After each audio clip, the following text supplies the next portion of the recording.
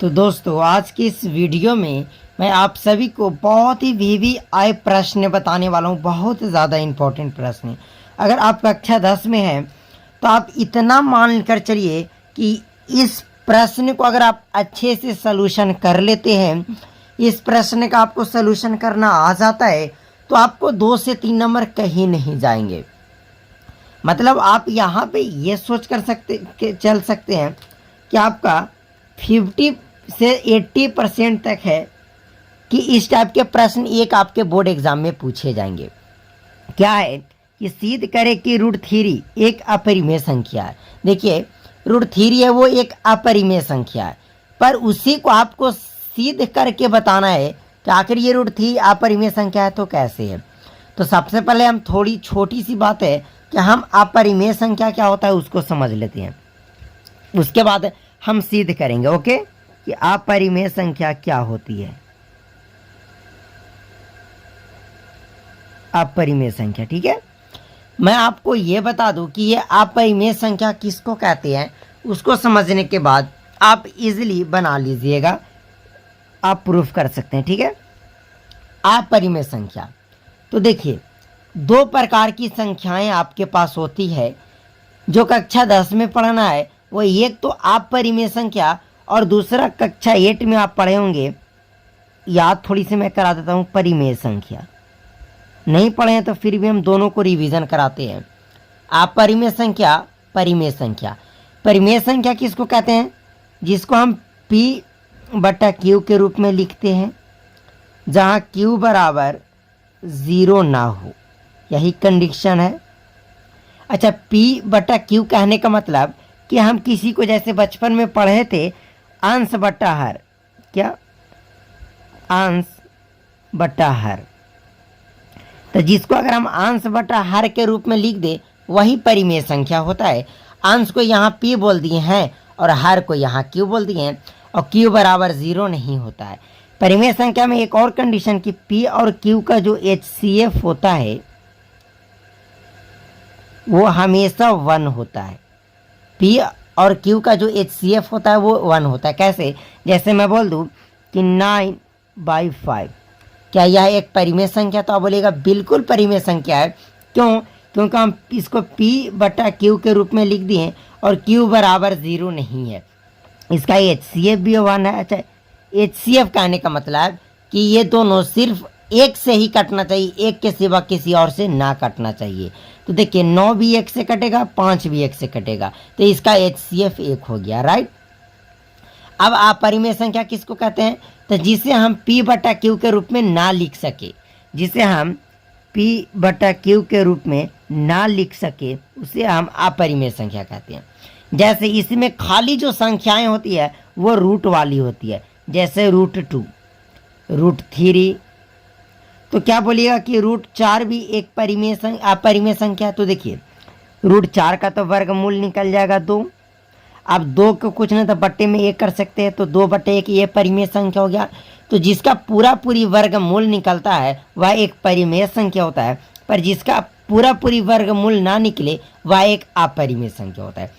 तो आपको यही क्लास 10th में सिद्ध करना आएगा कि सिद्ध कीजिए कि √3 एक परिमेय संख्या है, √2 एक परिमेय संख्या है, √5 एक परिमेय संख्या है, √6 एक परिमेय संख्या है। यही इसी प्रकार को पलट कर आपसे पूछा जाता है। तो मैं एक का सलूशन आपको करा था, उसके बाद आप सभी पे एक बार कर लीजिएगा, आपका अच्छे से प्रैक्टिस हो जाएगा। ओके, करना क्या है, अगर मान लिया जाए ये प्रश्न एग्जाम में आ जाए तो आपको यहाँ पे लिख लेना है हल। क्या लिख लेना है, हल।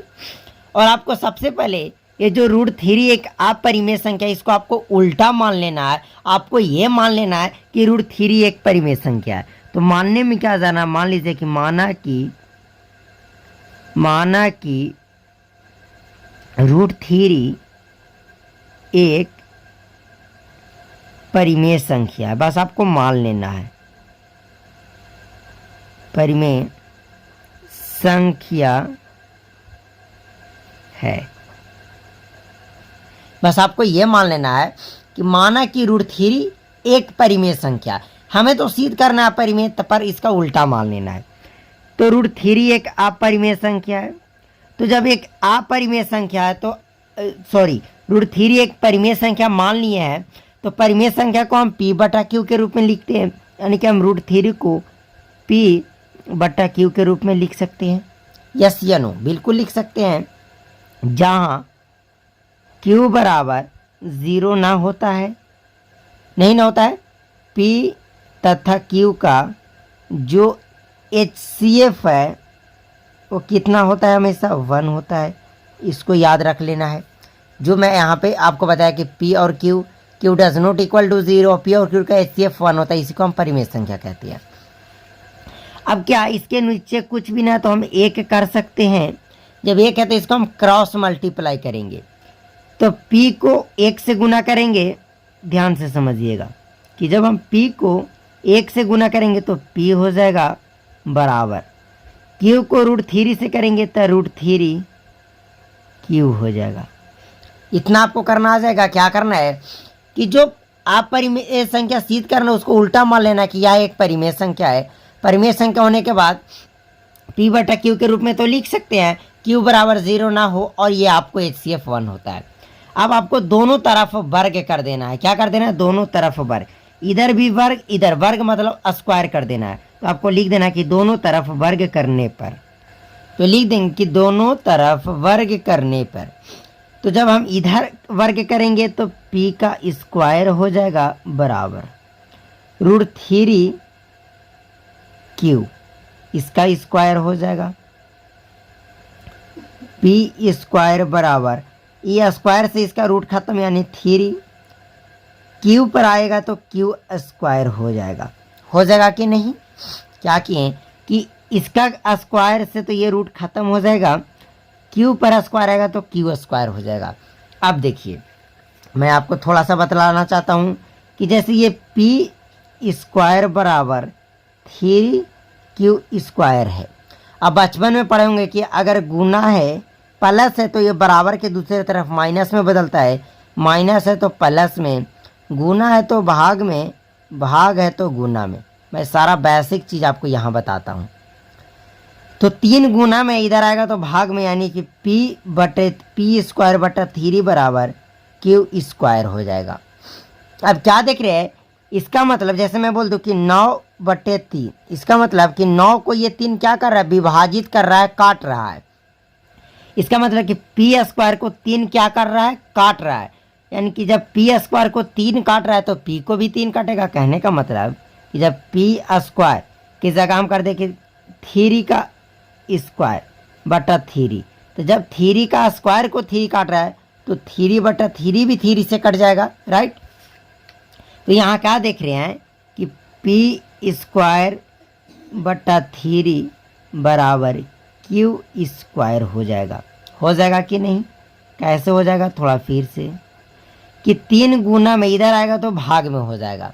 अब क्या देख रहे हैं? ध्यान से समझते हुए चलिए कि P स्क्वायर जो है वो 3 से विभाजित है, तो आप लिख दीजिए कि चूंकि P स्क्वायर 3 से विभाजित है,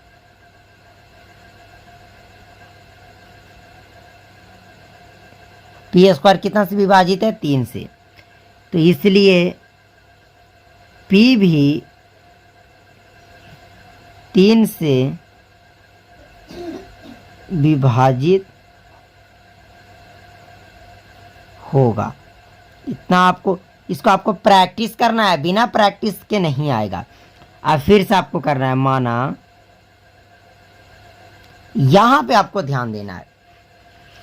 माना देखिए P स्क्वायर बराबर 3Q स्क्वायर है, तो आपको P की जगह P रखना है बराबर 3 यहाँ रहेगा तो आपको 3 लिख लेना है।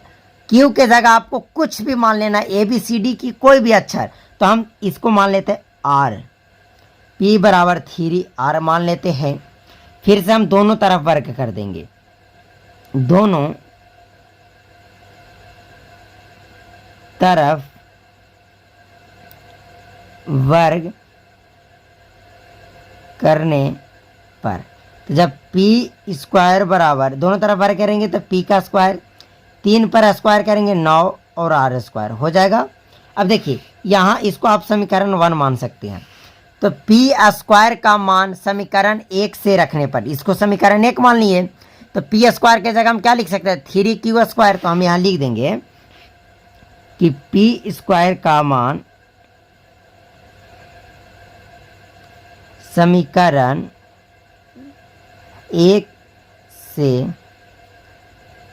रखने पर, ध्यान से समझिएगा, 1 से रखने पर, तो पी स्क्वायर के जगह हम क्या रख सकते हैं, आप खुद बताइए कि पी स्क्वायर बराबर 3q² है, तो रख सकते हैं, 3q² बराबर 9r²।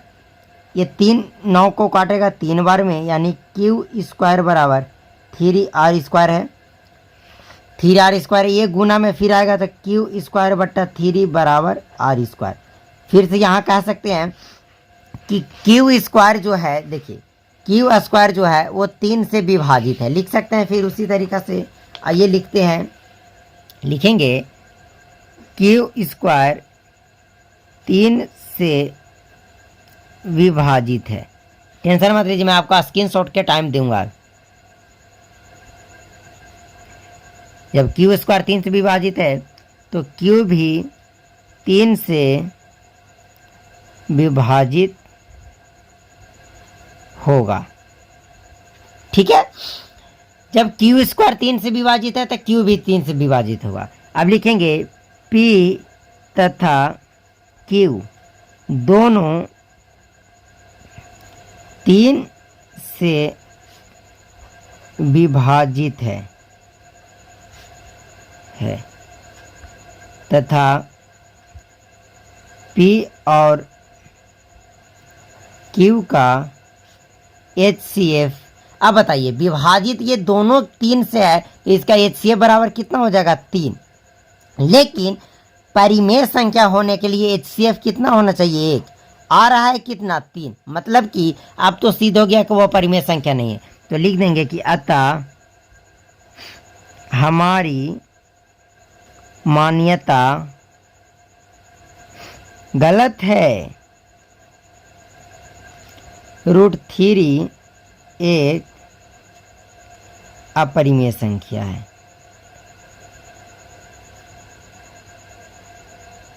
मैं आपको कह दूं कि इतना करने के बाद जितना नंबर का आपका प्रश्न है उतना फुल नंबर दिया जाएगा। देखिए, आप स्क्रीनशॉट कर सकते हैं। सिद्ध करें कि √3 एक अपरिमेय संख्या है, लिखेंगे माना कि √3 एक परिमेय संख्या है, उल्टा मान लेना है।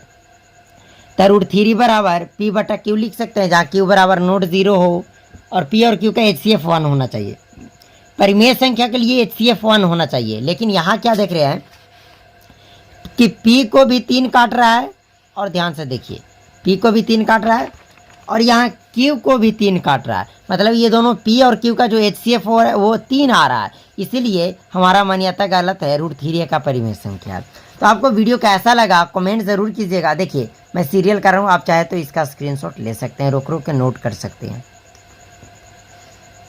ठीक है। और फिर ये पीछे का रहा। तो आप नए हैं तो चैनल को सब्सक्राइब कर लीजिएगा। चलिए इस वीडियो को यहीं समाप्त करते हैं।